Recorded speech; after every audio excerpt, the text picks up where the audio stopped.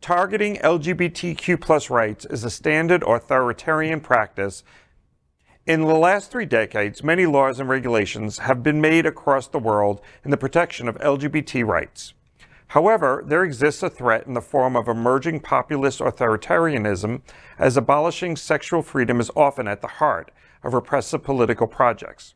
In 2016, Colombia appeared as a legislative paradise for the LGBT community when a court ruling was passed to secure a range of family rights for same-sex couples, including the protection of LGBT students in schools.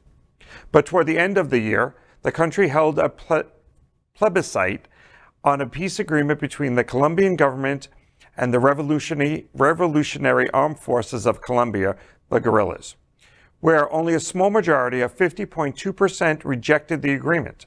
A key factor that directed the no electorate was the moral panic created by the inclusion of gender, women's rights, and LGBT-related provisions in the peace agreement.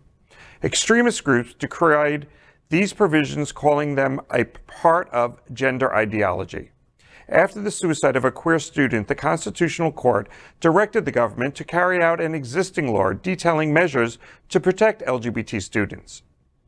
Needless to say, the conservative groups attacked the decision by making social media a battleground where the fate of Colombia's peace was blended with the fate of LGBT people.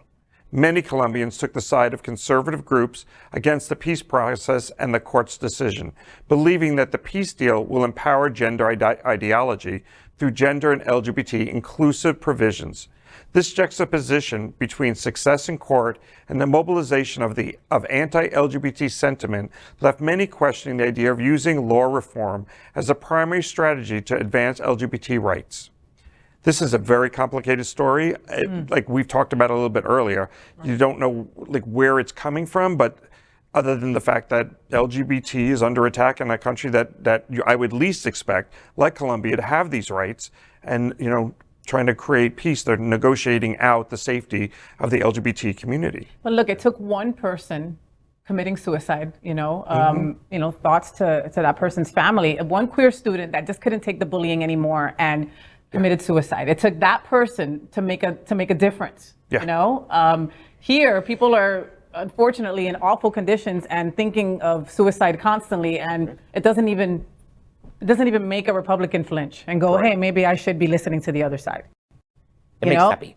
It makes them happy. Does. It puts a pep in their step, actually. I'm half Colombian, and I was thinking about, I was talking to Dan beforehand, that you're constantly invited to go there for LGBTQ functions, etc. Right? Absolutely. It's a very, very open, very progressive country. So, but this is an example again of, for political reasons, LGBTQ plus people are being used as pawns to forward an agenda, really. So it's very frightening. I think a lot of times it's one minority silencing other minorities until they're the loudest minority and the only minority left standing. The Republicans have been a minority party in America for decades now. It's true. The fact, they've won the popular vote in a presidential election once since 1988.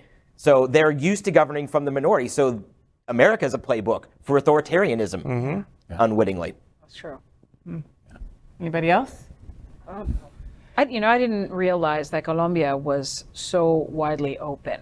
I have not had the chance to visit Colombia yet. It's one of those dream destination. Gorillas and cocaine in Bandeja Paisa. Oh my God, I can't. There you go.